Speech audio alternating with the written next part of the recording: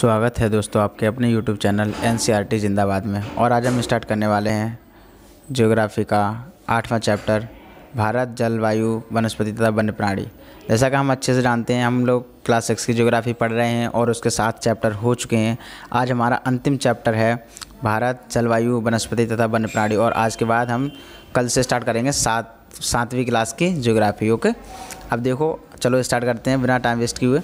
तो आप मौसम के बारे में प्रतिदिन समाचार पत्रों में पढ़ते हैं तथा टेलीविज़न पर देखते हैं अथवा दूसरों को इस संबंध में बातें करते हुए भी सुनते हैं। क्लियर है कि कैसा मौसम है, कैसा नहीं है। अरे नहीं, अखबार में तो ये दिया था, टीवी पे ये दिया था, सारी बातें होती हैं। आप जानते हैं कि मौसम जो है वायुमंडल में दिन प्रतिदिन होने वाला परिवर्तन है। अगर कोई पूछे कि मौसम क्या है, तो आप सीधा सा जवाब देंगे कि वायुमंडल में दिन प्रतिदिन जो परिवर्तन होता है वही हमारा मौसम कहलाता है। क्लियर। इसमें तापमान, वर्षा, सूर्य का विकिरण इत्यादि शामिल हैं। कहने का मतलब, अब ये जो परिवर्तन होता है वो किस किस आधार पर हो सकता है, तो देखो, तापमान के आधार पर परिवर्तन हो सकता है, वर्षा के आधार पर हो सकता है और सूर्य का जो विकिरण होता है उसके आधार पर भी परिवर्तन हो सकता है। और ये परिवर्तन जो होता है वही कहलाता है हमारा मौसम। क्लियर हुआ। उदाहरण के लिए, मौसम कभी भी गर्म हो सकता है तो कभी ठंडा भी हो जाता है। सही बात है। कभी कभी आसमान में बादल छा जाते हैं तो कभी वर्षा भी हो जाती है। आपने ध्यान दिया होगा कि जब बहुत दिनों तक मौसम गर्म रहता है ना, जब बहुत दिनों तक मौसम गर्म रहता है तब आपको ऊनी वस्त्रों की आवश्यकता नहीं पड़ती है।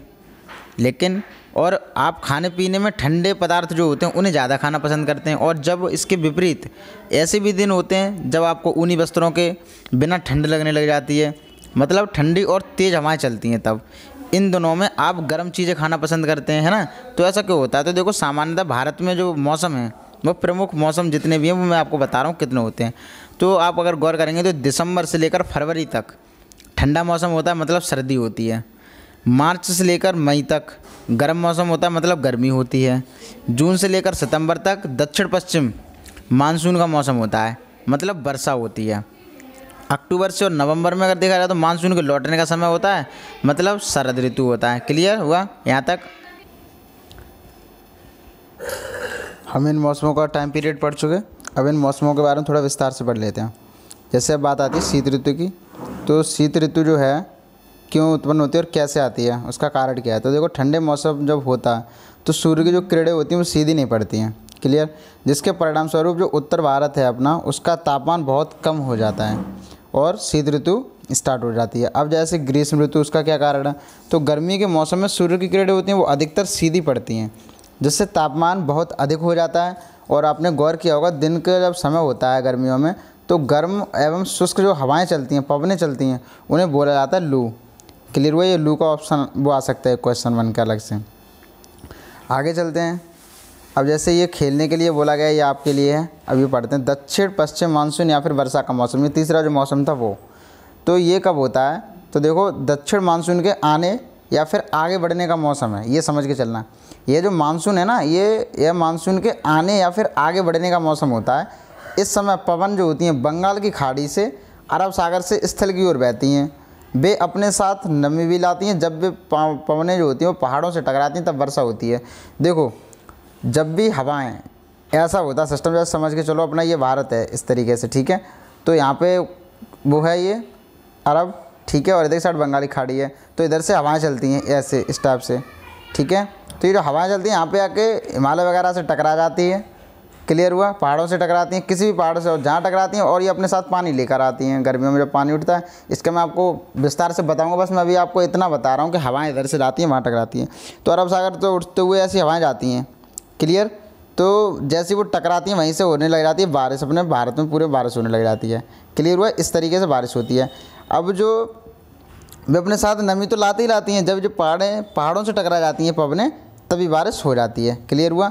अब इस चीज़ का भी जो विस्तार है वो मैं आपको अगली बार, जब हो सकता है 7वीं की क्लास में ज्योग्राफी में आ जाए ये टॉपिक, तो मैं आपको बहुत अच्छे से पढ़ाऊंगा। बादल कैसे बनते हैं, हवाएं कैसे बनती हैं, हवा को किन किन नामों से जाना जाता है, ठीक है। ये सारी चीज़ें आएंगी। अभी आप सिर्फ एक बेसिक फंडा समझ के चलिएगा इस समय।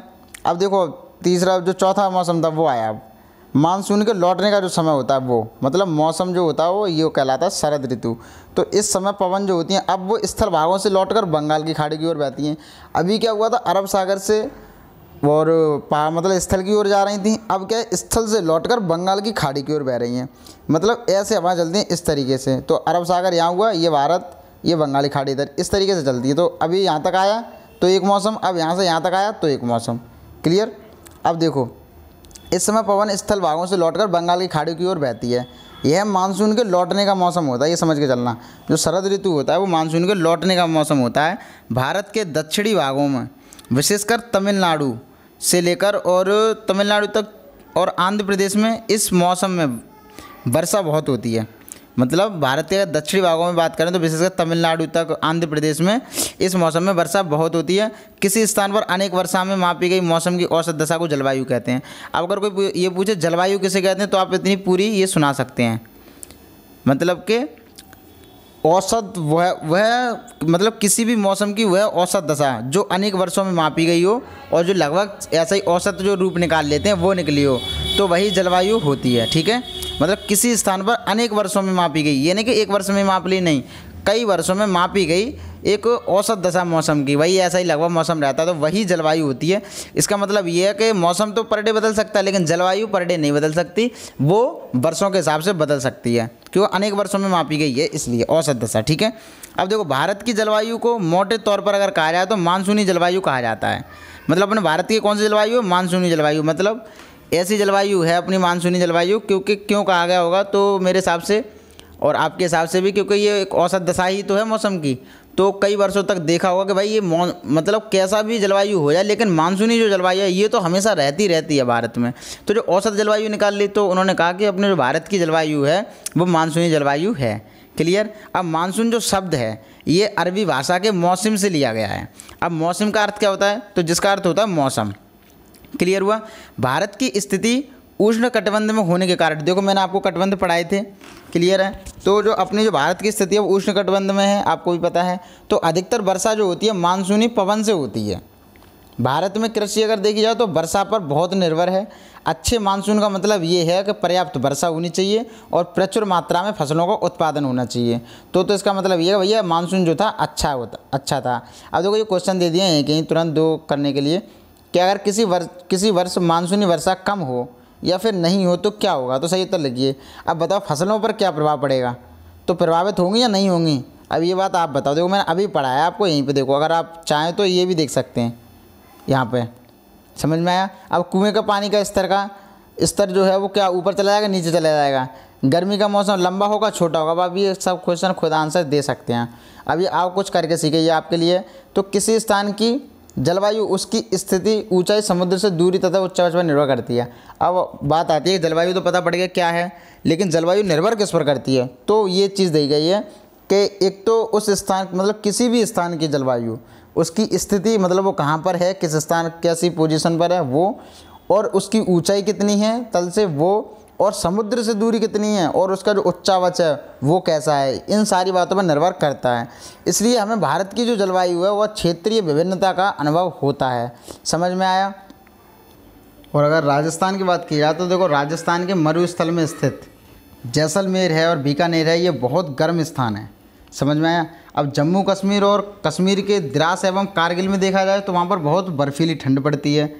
तटीय क्षेत्र जैसे मुंबई, तटीय क्षेत्र का मतलब जिसका तट हो, एक प्रकार से समुद्र किनारे, तो एक प्रकार से आप समझो जैसे मुंबई हुआ, कोलकाता हुआ, इनकी जो जलवायु है वो बहुत मध्यम है, मतलब ना ज़्यादा गर्मी ना ज़्यादा ठंड, इस तरह की है। वे ना ही अधिक गर्म हैं और ना ही अधिक ठंडे हैं। समुद्र तट पर होने के कारण ये स्थान बहुत अधिक आर्द्र हैं। आर्द्र का मतलब थोड़ा नमी युक्त रहते हैं। समझ में आया? ना ज़्यादा गर्मी रहती है ना सर्दी रहती है, इस तरह के मौसम रहते हैं, बड़ा अच्छा मौसम रहता है। और विश्व में सबसे अधिक वर्षा कहाँ पर होती है? तो मेघालय में एक स्थित है मौसिन राम। मतलब कहाँ पर है? मेघालय में। मेघालय में क्या है? मौसिन राम। अब देखो अगर आप चाहो तो ऐसे भी याद रख सकते हो, मेघमिस बारिश होती है और आलमिस उसका निवास। तो मेघालय यानी कि बारिश का निवास, अब उसी में एक स्थित है मौसिन राम में होती है। जबकि किसी वर्ष राजस्थान का जो जैसलमेर है वहाँ पर वर्षा होती ही नहीं है। अब देखो लो, मतलब मेघालय एक ऐसी जगह है वहाँ पर वर्षा बहुत होती है, और राजस्थान का जैसलमेर ऐसा है कि वहाँ पे कभी कभी कोई वर्ष तो ऐसी निकल जाती है कि पूरे वर्ष वर्षा होती ही नहीं है। समझ में आया? अब देखो प्राकृतिक वनस्पति, हम अपने चारों तरफ विभिन्न प्रकार का पादप जीवन देखते हैं। हरे घास वाले मैदान में खेलना कितना अच्छा लगता है। कुछ पौधे छोटे होते हैं तो कुछ बड़े भी होते हैं, जिन्हें और जो छोटे होते हैं उन्हें वो बोला जाता है झाड़ी। सही बात है। जैसे कैक्टस हुआ, फूलों वाले पौधे हुए, ये सारे इत्यादि। इसके अतिरिक्त बहुत लंबे वृक्ष भी होते हैं, जैसे मैंने भी आपको बताया। तो उनमें से कुछ में बहुत शाखाएं होती हैं और पत्तियां भी होती हैं। जैसे अब नीम का पेड़ ले लो, आम का पेड़ ले लो, तो कुछ ऐसे वृक्ष भी होते हैं जिनमें पत्तियों की मात्रा बहुत कम होती है। अब जैसे नारियल का ले लो, नारियल घास, झाड़ियाँ तथा पौधे जो बिना मनुष्य की सहायता के उपजते हैं, ठीक है ना। इन्हें अब जैसे मान लो, अब मतलब इसका पूरा कहने का मतलब ये है कि देखो, हम जो अपने चारों तरफ पादप जीवन देखते हैं, मतलब पेड़ पौधों का जो जीवन देखते हैं वो बहुत अच्छा है। घास वाले मैदान में देखो तो कितना अच्छा लगता है खेलना, है ना। तो और इसी में अगर हम गौर करते हैं तो कुछ छोटे भी पौधे होते हैं, कुछ बड़े भी पौधे होते हैं। तो जो छोटे पौधे होते हैं उन्हें झाड़ी बोला जाता है, जो बड़े पौधे होते हैं तो उन्हें, जैसे एक प्रकार से बड़े पौधे तो बड़े पौधे होते हैं, जैसे नीम हुआ, आम हुआ, ये सारे वृक्ष। लेकिन इनमें भी थोड़ा अलग सिस्टम है। जैसे अब छोटे पौधे उनमें तो आ जाता है, जैसे कैक्टस हुआ, फूलों वाले पौधे सब आ जाते हैं। लेकिन कुछ बड़े वृक्षों में जाओगे तो दो तरह के वृक्ष होते हैं, एक जिनमें बहुत सारी पत्तियां होती हैं, एक में जिसमें नहीं होती हैं। अरे बहुत सारी पत्तियां हैं वो होते हैं, जैसे नीम, आम ऐसे हुए। लेकिन जिनमें नहीं होती हैं, पत्तियां बहुत कम होती हैं, तो ऐसे एक नारियल का पेड़ है, इनमें कम पत्तियां होती हैं, समझे। अब जैसे एक बात आती है, प्राकृतिक वनस्पति कौन सी होती हैं, तो देखो समझ के चलना। घास हुई, झाड़ियाँ हुई या फिर पौधे हुए, ये वे वाले जो बता रहा हूँ मैं, जो बिना मनुष्य की सहायता के उपजते हैं, मतलब प्राकृतिक रूप से उपजते हैं, तो उन्हें बोलते हैं प्राकृतिक वनस्पति। समझ में आ गया। देखो ये जो प्राकृतिक वनस्पति चीज़ दी गई है, तो उसका मतलब यह है घास, झाड़ियाँ तथा पौधे, मतलब बे घास, बे झाड़ियाँ या फिर बे पौधे जो बिना मनुष्य की सहायता के उपजते हैं, उन्हें प्राकृतिक वनस्पति कहा जाता है। क्या आप कभी यह नहीं सोचते कि ये एक दूसरे से किस प्रकार भिन्न है? अलग अलग जलवायु में अलग अलग प्रकार की वनस्पतियाँ पाई जाती हैं। बिल्कुल सही बात है। अलग अलग हर एक स्थान पर भी अलग अलग क्यों पाई जाती है? क्योंकि हर एक स्थान की जलवायु थोड़ी अलग होती है, इसलिए, है ना।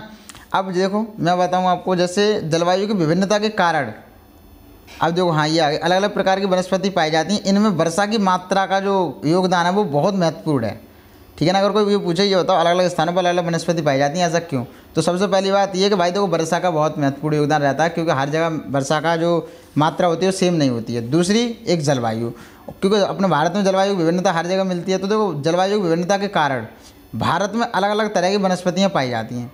समझ में आ गया। भारत की वनस्पतियों को 5 प्रकारों में विभाजित किया जा सकता है। जैसे अब कौन कौन सी 5 हैं, तो देखो उष्णकटिबंधीय सदाबहार वन, 1 उष्णकटिबंधीय पतझड़ वन, 2 कटीली झाड़ियाँ और पर्वतीय वनस्पति, और 5वां हो गया मैंग्रोव वन। 5 हो गए। तो आपको ये याद रखना कि अगर भारत की वनस्पतियों को 5 प्रकार में विभाजित करें तो वो कौन कौन सी होंगी, तो ध्यान रखना उष्णकटिबंधीय सदाबहार वन, अब एक सदाबहार है तो एक पतझड़ होगा, तो उष्णकटिबंधीय पतझड़ वन, क्लियर। अब एक आगे कटीली झाड़ियाँ, कटीली झाड़ी है तो फिर अब एक होगा पर्वतीय वनस्पति, ठीक है, और एक हो गया मैंग्रोव वन। समझ में आ गया। ये 5 प्रकार के अगर हम चाहें तो वनस्पति को बांट सकते हैं, भारत की वनस्पति को। तो उष्णकटिबंधीय वर्षा वन, तो उष्णकटिबंधीय मतलब पहली जो वनस्पति है उसके बारे में आएगा। तो उष्णकटिबंधीय वर्षा वन उन क्षेत्रों में पाए जाते हैं जहाँ वर्षा बहुत अधिक होती है।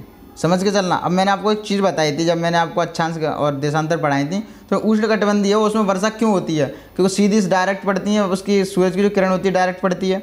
जब किरण डायरेक्ट बढ़ेगी तो वहाँ पर गर्मी बढ़ेगी, ठीक है ना, तो फिर वहाँ पे वर्षा होगी तो फिर वहाँ पे घने घने जंगल होंगे। मैंने आपको बताया था, पूरी चीज़ बताई थी अच्छे से। तो ये इतने घने होते हैं, ये वाले जंगल होते हैं उष्णकटिबंधीय वर्षा वन जो होते हैं, इतने घने होते हैं कि सूर्य का जो प्रकाश होता है वो ज़मीन तक नहीं पहुँच पाता। ये समझ के चलो आप। अब वृक्षों के अनेक प्रजातियाँ इन वनों में पाई जाती हैं। जैसे ये वन वर्षा के अलग अलग समय में अपने पत्तियाँ गिराते हैं, सही बात है। फलतः ये वे हमेशा हरे भरे दिखाई देते हैं और उन्हें सदाबहार वन कहा जाता है। देखो मतलब इन्हें सदाबहार क्यों कहा जाता है? सदाबहार का मतलब जो हमेशा हरे भरे रहे हों। अब ऐसा कैसे हो सकता है? तो देखो इनमें जो वो होते हैं पौधे, तो कुछ पौधे ऐसे होते हैं जिनका पत्तियों का गिरना कुछ अलग मौसम में होता है, कुछ पौधे ऐसे होते हैं जिनका मौसम में कुछ अलग मौसम में पत्तियाँ गिराते हैं। तो मतलब जैसे मान लो ये 10 पेड़ हैं, मान लो ये मान के चलो 4 पेड़ हैं, ठीक है, और ये चारों के जो पत्तियाँ गिराने का मौसम है वो अलग अलग मौसम है, ठीक है ना। तो अब सोच के चलना, अब जब इसका मौसम आएगा तो ये वाले पत्तियाँ हट जाएंगी इसकी पेड़ की, लेकिन इन तीनों की तो रहेंगी, ठीक है। अब जब इसका मौसम आएगा पत्तियाँ गिराने का तब तक इस पे आ जाएंगी, तो मतलब ये 3 रहेंगी। अब मैंने जब आपको ये 4 का ही उदाहरण दिया है, ठीक है, तब भी आप देखोगे कि जब एक की पत्तियाँ गिर रही हैं तो 3 की पत्तियाँ हैं, तो आप ये बताओ हरा भरा दिखाई देगा या नहीं देगा? इस तरीके से वो सदाबहार वन हमेशा सदाबहार दिखाई देते रहते हैं। क्लियर हुआ? अब देखो अंडमान और निकोबार जो द्वीप समूह हैं उनमें अंडमान निकोबार द्वीप समूहों या उत्तर पूर्वी राज्यों के कुछ भागों या फिर पश्चिमी घाट की संकरी पट्टी में पाए जाने वाले जो प्रमुख वृक्ष हैं वो महोगनी, एबोनी और रोजवुड हैं। देखो ये आ सकता है क्वेश्चन कि अंडमान निकोबार द्वीप समूह, उत्तर पूर्वी राज्यों के कुछ भागों में या फिर पश्चिमी घाटों की संकरी पट्टी में पाए जाने वाले प्रमुख वृक्षों के नाम बताइए। तो महोगनी, एबोनी या फिर रोजवुड, या फिर ऐसा हो सकता है इन तीनों के नाम दे दे या फिर किसी एक का नाम दे दे और ऑप्शन में इनमें से कुछ दे दे। तो आपको करना पड़ेगा। क्लियर हुआ? अब देखो मैं चित्रों को लेके चलता हूँ थोड़ा। तो इसमें ये चित्र दिया नहीं गया, मैं आपको अभी चित्र दिखा रहा हूँ दूसरे उसमें, ठीक है। देखो ये जो चित्र है उसमें दिया नहीं था, मैं इधर से लेके आया हूँ अभी। देखो दूसरी, अब देखो इसका क्या मैटर है। तो जो भूमि परत है यहाँ से देखना पेड़ कितने ऊंचे ऊंचे हो सकते हैं और किस तरीके के हो सकते हैं। देखो गौर करेंगे अगर आप, तो जो भूमि परत है तो छोटी छोटी दिखाई दे रही हैं जो कि लगभग 1.5 मीटर तक हैं, ठीक है। उसके बाद आप चलेंगे थोड़ा 5 मीटर, तो 5 मीटर तो कौन सी झाड़ी वाली परत आ गई है। क्लियर? उससे ऊपर ना चलेंगे तो लगभग 5 और 20 के बीच में मान के चलते हैं 15, तो 15 जो मीटर है वो उसका तरुण वृक्ष होते हैं वो। क्लियर? अब 20 मीटर के पास पहुँचेंगे तो भी तरुण वृक्ष के ही उसमें आ जाते हैं। अब 40 मीटर पहुँचेंगे तो वहाँ पे आता है वेतान, और 60 मीटर जो होती है सर्वाधिक ऊंचाई होती है वृक्षों की, और वो जो परत होती है वो होती है उद्गामी परत। क्लियर हुआ? ये सारी चीज़ जो ये चित्र है ये हमें ये चीज़ दिखाता है, जो जंगलों की जो पेड़ों की वो होती है 60 मीटर ऊंचाई तक पेड़ जा सकते हैं। अब जैसे ये है देखो उष्णकटिबंधीय वर्षावन, ये इस प्रकार के होते हैं जो मैंने अभी आपको बताया कि सदाबहार वन रहते हैं, ये इस प्रकार रहते हैं। अब ये बताओ इनमें से इतने सारे पेड़ हैं, अब मान के चलो इस वाले पेड़ की मौसम आ गया पत्ते गिराने का, तो मान लो इसके पेड़ के अगर पत्ते सूख भी जाते, मान लो ये पूरा पेड़ सूख जाता है तो भी देखो कितना हरा भरा दिखाई देगा, है कि नहीं। इसलिए ये हमेशा सदाबहार वन रहते हैं। समझ में आ गया? ठीक है। तो हम यहाँ पे थे कि सूर्य का प्रकाश ज़मीन तक नहीं पहुँच पाता है। वृक्षों की अनेक प्रजातियाँ इन वनों में पाई जाती हैं। ये जो वन होते हैं वर्ष के अलग अलग समय में अपनी पत्तियाँ गिराते हैं, फलतः वे हमेशा हरे भरे दिखाई देते रहते हैं और उन्हें सदाबहार वन कहा जाता है। अंडमान निकोबार द्वीप समूह उत्तर पूर्वी राज्यों के कुछ भागों पश्चिमी घाट की संकरी पट्टी में पाए जाने वाले जो प्रमुख वृक्ष हैं वो महोगनी, एबोनी और रोजवुड हैं। यहाँ तक हो गया था। अब बात आ रही है उष्णकटिबंधीय पतझड़ वन। सदाबहार हो गया, अब पतझड़ वन ये क्या होते हैं। तो देखो हमारे देश के बहुत बड़े भाग में इस प्रकार के वन पाए जाते हैं, समझ के चलना, बहुत बड़े भाग में वन पाए जाते हैं। इस तरह के जो वनों को मानसूनी वन भी बोला जाता है। अब कोई ये पूछे मानसूनी वन निम्नलिखित में से कौन से कहते, तो ऊपर से दे दो ऑप्शन और उनमें से जैसे ये आ रहा है उस पर टिक मार देना, ठीक है। तो उष्णकटिबंधीय पतझड़ वन को हम मानसूनी वन भी बोलते हैं। ये जो कम घने होते हैं, ठीक है, और वर्षा के समय एक निश्चित समय में अपनी पत्तियाँ गिराते हैं। इन वनों में पाए जाने वाले महत्वपूर्ण जो पेड़ हैं वो साल का हो गया, सागौन का हो गया, पीपल का, नीम एवं शीशम, ये सारे इस वन के प्रमुख पेड़ होते हैं। ये मध्य प्रदेश में पाए जाते हैं, उत्तर प्रदेश में, बिहार, झारखंड, छत्तीसगढ़, उड़ीसा और महाराष्ट्र के कुछ भागों में पाए जाते हैं। क्लियर हुआ? कौन से वाले? उष्णकटिबंधीय पतझड़ वन। होते किस प्रकार के हैं तो ये आप इधर देख लीजिए, ये इस प्रकार के होते हैं। ये तो आपने भी देखे होंगे कई जगह, ठीक है, समझ के चलना। अब देखो कटीली झाड़ियाँ, अब जो तीसरा था वो उसका बात आती है। अब कटीली झाड़ियाँ ये किस प्रकार होती है, कहाँ होती हैं। तो इस प्रकार की वनस्पतियाँ होती हैं देश के शुष्क भागों में पाई जाती हैं, मतलब जहाँ पे गर्मी बहुत होती है, सूखा जैसा स्थान होता है। पानी की क्षति को कम करने के लिए इनकी पत्तियों में बड़े बड़े कांटे होते हैं। इनके महत्वपूर्ण वृक्ष अगर देखा जाए तो वे होते हैं कैक्टस, खैर, बबूल, कीकर इत्यादि ऐसे जो वृक्ष हैं। इनमें पानी की बहुत कम ज़रूरत होती है, ठीक है, और पानी की क्षति को कम करने के लिए इनमें कांटे होते हैं बड़े बड़े। समझ में आ गया? ये राजस्थान में, पंजाब में, हरियाणा में और पश्चिमी घाट के पूर्वी ढालों या फिर देखें तो गुजरात में भी पाई जाती है। समझ में आ गया? इतनी जगह, मतलब अगर आप गौर करेंगे तो देखो ये सारी चीज़ें इधर, ये पश्चिम जो है वहीं पे ज़्यादातर, मतलब पश्चिमी भारत में थोड़ा ज़्यादा है ये चीज़, क्योंकि वहाँ पे सूखा ज़्यादा है, ठीक है, रेगिस्तान ज़्यादा इसलिए है। क्यों? ये सब आप जानते हैं, मैं कारण सबको आपको बता चुका हूँ। आप देखो गौर करेंगे तो आप ये देखो कटीली झाड़ियाँ, ये कैक्टस, ये इस तरीके के सारे। अब देखो आप गौर करेंगे ऊँट दिखाए गए हैं। ऊँट क्यों दिखाए गए हैं? मतलब ये सारा रेगिस्तान है, रेगिस्तान में ऊँट चलते हैं। क्लियर हुआ? अब देखो एक ये भी है, इस पर ये जो बबूल का पेड़ है शायद। क्लियर? अब देखो पर्वतीय वनस्पति, जो चौथा था वो आ गया पर्वतीय वनस्पति। ये कैसी होती हैं? तो पर्वतों में ऊंचाई के अनुसार वनस्पतियों के विभिन्न प्रकार पाए जाते हैं, मतलब ऊंचाई के अनुसार विभिन्न प्रकार पाए जाते हैं। जैसे ऊंचाई बढ़ने के साथ साथ तापमान में कमी आती जाती है, सबको पता है।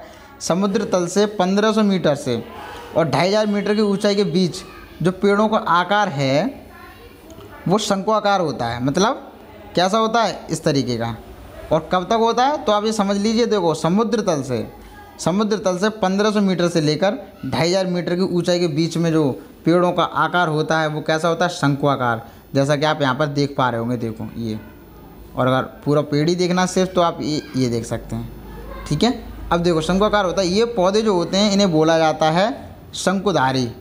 ये पौधे शंकुधारी वृक्ष कहे जाते हैं। अब आपको एक आ सकता है क्वेश्चन कि शंकुधारी वृक्ष कहाँ पाए जाते हैं, या फिर शंकुधारी वृक्षों के वृक्ष जो होते हैं कितनी ऊंचाई से कितनी ऊंचाई तक होते हैं, ये आ सकता है। तो देखो इन वनों के महत्वपूर्ण जो वृक्ष हैं वो कौन कौन से होते हैं। देखो चीड़ का, पाइन या फिर देवदार के जो वृक्ष हैं, ये सारे ये मतलब ये जो जो पर्वतीय वनस्पति है इन्हीं के होते हैं। क्लियर। अब आती है बात मैंग्रोव वन, जो लास्ट था मैंग्रोव वन। ये वन जो होते हैं ये खारे पानी में भी रह सकते हैं। इनकी एक खासियत होती है कि ये जो वन होते हैं ये खारे पानी में भी रह सकते हैं। ये मुख्यतः अगर देखा जाए तो पश्चिम बंगाल के सुंदरवन जो है और अंडमान एवं निकोबार के द्वीप समूहों में पाए जाते हैं। सुंदरी जो वन है इसी प्रकार के वनों की महत्वपूर्ण प्रजाति है, समझ के चलना। सुंदरी इस प्रकार के वनों की महत्वपूर्ण प्रजाति है। इसी प्रजाति के नाम पर क्षेत्र का नाम सुंदरवन पड़ा। अब समझ के चलो, जो सुंदरी जो प्रजाति है वो इसी वन की प्रजाति होती है और इसी प्रजाति की वजह से इस क्षेत्र का नाम क्या पड़ा, सुंदरवन। समझ में आ गया। अब देखो हमें वनों की आवश्यकता है क्यों। सबसे पहली बात यह है कि हमें वनों की आवश्यकता है क्यों। तो देखो भाई ध्यान से समझना, वनों को एक रिलेट करना एक जीवन से, तब देखो आपको समझ में आएगा। वन हमारे लिए बहुत ही लाभदायक हैं। ये विभिन्न कार्य करते हैं। पेड़ पौधे ऑक्सीजन छोड़ते हैं जिसे हम सांस के रूप में लेते हैं, समझ में आया। कार्बन डाइऑक्साइड को ग्रहण करते हैं, जो हम छोड़ते हैं वो कार्बन डाइऑक्साइड जो मतलब ये ग्रहण करते हैं। अब उसका क्या मतलब मैटर होता है, तो वो कार्बन डाइऑक्साइड पेड़ों की वृद्धि में यूज होती है। अब पेड़ पौधों की जो जड़ें होती हैं वो मिट्टी को बांध कर रखती हैं। देखना एक एक चीज़ कुछ ना कुछ काम करती रहती है जो हमारे लिए फ़ायदेमंद होती है। जो उसकी जड़ें होती हैं पेड़ों की वो मिट्टी को बांध कर रखती है तथा इस प्रकार वे जो मिट्टी का जो अपरदन होता है उसे रोकती है उनकी जड़ें। समझ में आया। अब देखो वनों से हमें ईंधन भी प्राप्त होता है, लकड़ी भी, चारा भी, जड़ी बूटियाँ भी, लाख भी, शहद भी, गोंद भी, ये सारी चीज़ें इत्यादि प्राप्त होते हैं। वन्य जीवों के प्राकृतिक निवास हैं। मतलब जो वन होते हैं ना, वन में जो जीव रहते हैं उन्हें बोला जाता है वन्य जीव। तो उनके वो प्राकृतिक निवास हैं, मतलब वो जो ऐसे निवास जो किसी ने बनाए नहीं है, किसी कृत्रिम द्वारा नहीं बनाए गए हैं, वो प्रकृति ने ही दिया है वन में जो जीव रहते हैं उन्हें कि जाओ भाई ये तुम्हारा निवास है, यहाँ रहो। कहने का मतलब ये जो वन्य जीव हैं उनका एक बहुत अच्छा निवास होता है, प्राकृतिक निवास वन। ठीक है। अब पेड़ों की अंधाधुंध कटाई के कारण भारी मात्रा में प्राकृतिक वनस्पतियाँ समाप्त हो गई हैं। मतलब जो अभी हमने आपको 5 प्राकृतिक वनस्पतियाँ बताई थी, वो भाई पेड़ों की अंधाधुंध कटाई हो रही है तो उसकी वजह से वो वनस्पतियाँ भी ख़त्म हो रही, क्योंकि काटी तो वही चीज़ जा रही हैं। अब हमें अधिक पौधे लगाने चाहिए, जो पेड़ बचे हैं उनकी रक्षा करनी चाहिए और लोगों को पेड़ों के महत्व के बारे में बताना चाहिए। हम लोग कुछ खास आयोजन जैसे वन महोत्सव मनाकर अधिक से अधिक लोगों को इस प्रयास में शामिल कर सकते हैं तथा पृथ्वी को हरा भरा रख सकते हैं। मतलब कहने का ये, अगर हम लोग चाहें तो एक ऐसे त्यौहार सा बनाएं जिसे हम बताएं लोगों को कि पेड़ पौधों का ये यूज़ है, इस पर नहीं काटना चाहिए, ये नहीं करना चाहिए, वो नहीं करना चाहिए, या फिर ये करना चाहिए, वो करना चाहिए, सारी चीज़ें बतानी चाहिए, है ना। अब देखो एक ये दी हुई है, ये देखो जो मैं करता हूँ अपने जन्मदिन पर, तो मैं आशा करता हूँ आप लोग भी करें, बहुत अच्छी चीज़ है। देखो लीला के माता पिता ने उसके जन्म पर नीम के एक पौधे को रोपा। प्रत्येक जन्मदिन पर उन्होंने अलग अलग पौधों को रोपा था और इनको हमेशा पानी से सींचा जाता था तथा अत्यधिक गर्मी या सर्दी होती थी तो जानवरों से बचाया जाता था। बच्चे भी ये ध्यान रखते थे कि उन्हें कोई नुकसान ना पहुँच पाए या फिर कोई उन्हें नुकसान ना पहुँचा पाए। जब लीला 20 वर्ष की हुई ना, तब उसने देखा कि 21 सुंदर वृक्ष उसके घर के चारों ओर खड़े थे। मतलब जो उसके पिताजी उसके हर जन्मदिन पर एक पेड़ लगाते थे, तब जब वो 21 साल की हुई तो उसने देखा कि 21 वृक्ष जो हैं वो मेरे इधर उधर खड़े हैं, मुझे कितना अच्छा लग रहा है। तो चिड़ियों ने उन पर अपना घोंसला भी बना रखा था, फूल भी खिलते थे, तितलियाँ उनके चारों ओर मंडराती थीं। बच्चों ने उनके फलों का आनंद भी लिया था और उनकी शाखाओं पर झूले और उनकी छाया में खेले भी थे। तो मतलब पेड़ हमारे बहुत अच्छे दोस्त होते हैं, उनसे हमें हमेशा प्रेरणा भी लेनी चाहिए। बहुत सारी प्रेरणा भी देते हैं, जैसे कभी भी कुछ लेते नहीं हैं लेकिन देते ही रहते हैं। दानदाता कितने बड़े होते हैं। देखो देते कौन कौन सी चीज़ें, तो देखो आप एक गौर कर सकते हैं, एक एक चीज़ जो हमारे यूज में है लेकिन देता कौन है, पेड़। गौर करना। देखो जैसे ऑक्सीजन हुई, शहद हुआ, फल, गोंद एवं लाख वन्य जीवों का प्राकृतिक निवास है। ये इमारती जो लकड़ी होती है, इमारत बनती है, वो लकड़ी यहीं से मिलती है। रबड़ कहाँ से मिलती है, तो यहीं से मिलती है। मिट्टी को बांध कर कौन रखता है, तो इसकी जड़ें रखती हैं। फर्नीचर, खेल का सामान, ईंधन, चारा, यहाँ तक कि हमारा जो आश्रय होता है झोंपड़ी वगैरह, तो उसको भी बनाने काम आती है। यहाँ तक कि दवाई, जो कि एक मूलभूत आधार बन जाता है हमारे जीवन का, वो तक हमें यहीं से प्राप्त होता है, मतलब औषधि के रूप में, जो जड़ी बूटियाँ होती हैं उनके रूप में। अब देखो वन्य प्राणी क्या होते हैं, तो विभिन्न प्रकार के वन्य जीवों का निवास होता है वन। समझ में आया? जो वन होते हैं विभिन्न प्रकार के वन्य जीवों का निवास होता है। वनों में जंतुओं को हजारों प्रजातियों तथा बड़ी बड़ी संख्या में विभिन्न प्रकार के सरीसृपों का, उभयचरों, पक्षियों, स्तनधारियों, कीटों या फिर कृमियों का निवास होता है।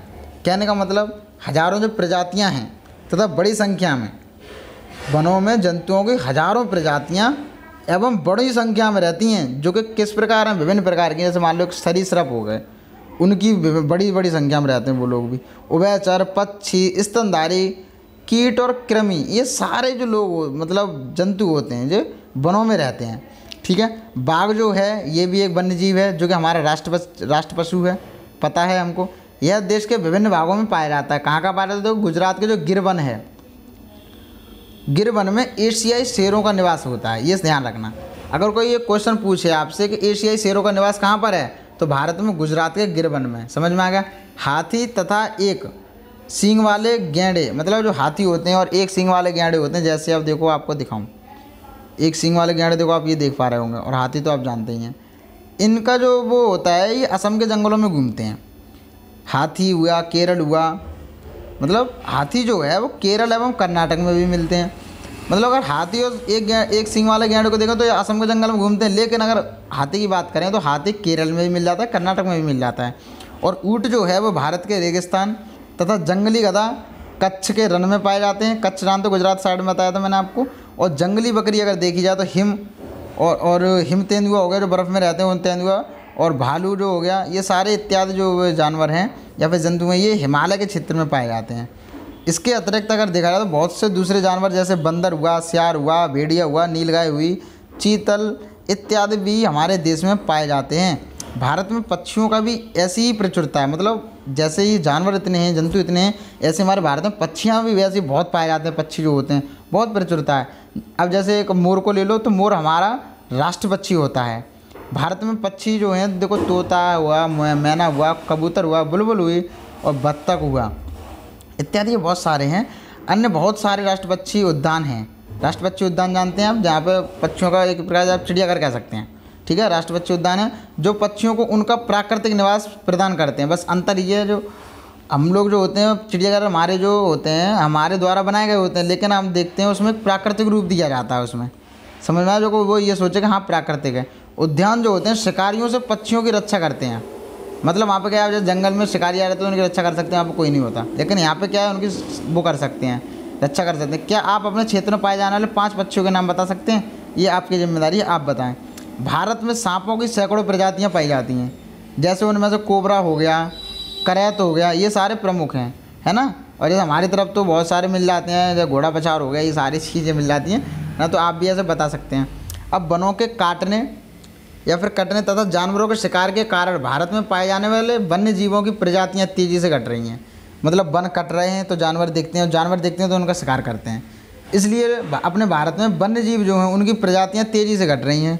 बहुत सी प्रजातियां तो समाप्त भी हो चुकी हैं। उनको बचाने के लिए बहुत से नेशनल पार्क बनवाए जा रहे हैं और बनवाए भी गए थे। पशु विहार हो गए, जीव मंडल, आरक्षित क्षेत्र हो गए, ये सारे स्थापित किए गए हैं। सरकार ने हाथियों तथा बाघों को बचाने के लिए एक योजना चलाई थी। समझ में आया? जैसे बाघ को बचाने के लिए चलाई थी बाघ परियोजना, और हाथियों को बचाने के लिए चलवाई थी हस्ती परियोजना। ऐसी परियोजना शुरू की थी। क्या आप भारत के कुछ पशु विहारों के नाम तथा मानचित्र में उनकी स्थिति बता सकते हैं? तो आप बताएं, ये चीज़ आपके ऊपर है। ठीक है, और आप सर्च भी मारा करें इन सारी चीज़ों को। और अगर चैनल को सब्सक्राइब नहीं किया तो जाके अभी कर लें। ठीक है, क्योंकि अब हम कल से स्टार्ट करने वाले हैं ज्योग्राफी 7th क्लास की, जो कि बहुत इंपॉर्टेंट होने वाली है। और ज्योग्राफी अगर कहने का तात्पर्य बस इतना है कि हमें एनसीईआरटी तो पढ़नी है, बहुत डीपली पढ़नी है। ठीक है, और कुछ दिनों में मैं लेके आने वाला हूँ जो शॉर्ट नोट्स बनेंगे हर क्लास के। इसके जो एनसीईआरटी हर क्लास के शॉर्ट नोट्स बनाऊंगा, जो कि मैं अब फिर आपको पूरी एनसीईआरटी पढ़ने की ज़रूरत नहीं होगी, आप सिर्फ उतना पढ़ लेंगे, आपका काम हो जाएगा। लेकिन आपको एक बार तो ये एनसीईआरटी पढ़नी चाहिए, जिससे आप भी एनालिसिस कर सकें कि शॉर्ट नोट्स और इस पूरी एनसीईआरटी में कुछ अंतर है कि नहीं। क्योंकि पढ़ना बहुत अच्छा होता है, खुद पढ़ोगे तभी अच्छा रहता है। अब देखो, आप अन्य वन्य जीवों की संरक्षण में भी अपना हाथ बटा सकते हैं। कैसे बटा सकते हैं? तो आप जानवरों को शरीर के विभिन्न अंगों जैसे हड्डी हुई, सींग हुए तथा पंख से बने पदार्थों खरीदने से इनकार कर सकते हैं। प्रत्येक वर्ष हम लोग अक्टूबर के पहले सप्ताह को वन्य जीव सप्ताह के रूप में मनाते हैं, ताकि वन्य जीवों के निवास को संरक्षित रखने के लिए जागरूकता लाई जा सके। कहने का मतलब ये, अब देखो आप कुछ लोग ये कह रहे होंगे भाई मैं बचाना तो चाहता हूँ लेकिन कैसे बचाऊँ, तो आप सुन लो। ये लोग शिकार करते क्यों हैं? क्योंकि हड्डी जो होती हैं वो बिकती हैं, सींग होते हैं वो बिकते हैं, पंख होते हैं या फिर पंखों से बनी हुई चीज़ होती हैं वो बिकती हैं, इसीलिए तो करते हैं शिकार। तो हम क्या करें, उन चीज़ों को खरीदने से मना कर दें, तो ना बिकेंगी ना शिकार होंगे। इस तरीके से हम भी थोड़ा रक्षा कर सकते हैं। अभी देखो अखबार में निकली हुई हैं सारी चीज़ें, देख रहे हो, इतना ये वो होता है। अब देखो शिकारी बाघों को क्यों मारते हैं? हमारे वनों से अगर बाघ ख़त्म हो जाए तो क्या होगा? क्या आपके कभी बाघ आरक्षित क्षेत्र चिड़ियाघर देखें जहाँ बाघों को रखा जाता है? भाई देखो चिड़ियाघर तो देखा है मगर गया नहीं हूँ, ठीक है ना, बस ऐसे ही देखा है, मोबाइल वगैरह में सर्च मार के बहुत सारी चीज़ें देख लेता हूँ, है ना। आप भी देखिएगा, अगर आप नहीं गए हैं तो आप मोबाइल पे सर्च करके देख लो, जो कि कोई डाउट नहीं रहे, है ना। अब देखो ये है स्टोर्क, ये एक प्रवासी पक्षी होता है। मतलब प्रवासी पक्षी का मतलब हमारे देश का पक्षी नहीं है, प्रवासी पक्षी, लेकिन हमारे देश में आता है, ठीक है ना। अब कैसे आता है? देखो कुछ पक्षी जैसे pelican, Siberian, crane, Stork, flamingo, Pintail बत्तख और कर्लियो इत्यादि जो प्रत्येक वर्ष, ये सारे जो वे पक्षियों के नाम लिए मैंने, ये जो हर वर्ष सर्दी के मौसम में हमारे देश में आते हैं, समझ के चलना, ये सर्दी के मौसम में हमारे देश में आते हैं। साइबेरियन क्रेन साइबेरिया, मतलब जो साइबेरियन जो पक्षी हैं वो एक क्रेन साइबेरिया, वो है एक प्रकार से आप कह सकते हैं कि देश से आती है। साइबेरियन क्रेन साइबेरिया से दिसंबर के महीने में आते हैं। साइबेरिया आप जानते हैं देश है, वहाँ से साइबेरिया क्रेन दिसंबर के महीने में आते हैं तथा मार्च के आरंभ तक रहते हैं, उसके बाद जाते हैं। आप समझ के चलो। और ऐसे ही है कि स्टोर्क, ये भी एक प्रवासी पक्षी इस तरह का दिखता है। क्लियर? आपने देखोगा ये हमेशा नहीं दिखता है, कभी कभी दिखता है, सिर्फ कुछ मौसम में, कुछ महीनों में। अब देखो ये आ गए। अब मुझे नहीं लगता कि आप इनमें से आंसर नहीं दे पाएंगे। जैसे अब एक आध लेके देखता हूँ मैं, मैंग्रोव वन कहाँ पाए जाते हैं? देखो बस आ गया। अब देखो कहाँ हो सकते हैं, तो खारे जल में, साफ जल में, प्रदूषित जल में। तो मैंने आपको इसकी एक वो कंडीशन बताई थी कि एक विशेषता होती है, खारे जल में भी रह सकता है। तो बस एक ही आंसर बताऊंगा मैं, अब बाकी सब आपको खुद करने हैं, ठीक है। अब जैसे देखो बस एक एनालिसिस कर लेते हैं कितना है। तो कौन सी पवन भारत में वर्षा लाती है, यह इतनी महत्वपूर्ण क्यों है? तो वर्षा कौन सी पवन लाती है, मैंने आपको तभी बता दिया था। भारत के विभिन्न मौसमों के नाम लिखिए, तो मतलब ये इसने ये बोला है मौसमों को आप कितने प्रकार में बांट सकते हैं, समझ में आए तो आपको वो लिखना है। प्राकृतिक वनस्पति क्या, वो मतलब ये सारी चीज़ें आप कर सकते हैं, कोई दिक्कत नहीं है। क्लियर हुआ? तो देखो यहाँ पे आज फिनिश होता है हमारा, मतलब पूरी हमारी आज क्लास 6 की जो जियोग्राफी है वो हुई फिनिश। फिनिश का मतलब कंप्लीट। ओके, तो कहने का मतलब ये है हमारी जो आज हुई हमारी हो गई 100% कंप्लीट हो चुकी है, ठीक है। और अगर आपने सब्सक्राइब नहीं किया चैनल तो कर लीजिएगा, और अपने दोस्तों में शेयर कीजिए। वीडियो को लाइक और सब्सक्राइब जरूर किया करो, शेयर भी किया करो, कमेंट किया करो। अगर कोई भी डाउट हो तो टेलीग्राम चैनल का लिंक दे देता हूँ मैं नीचे, कोई भी डाउट हो तो वहाँ पे आप जाकर पूछ सकते हैं। Okay, thank you so much.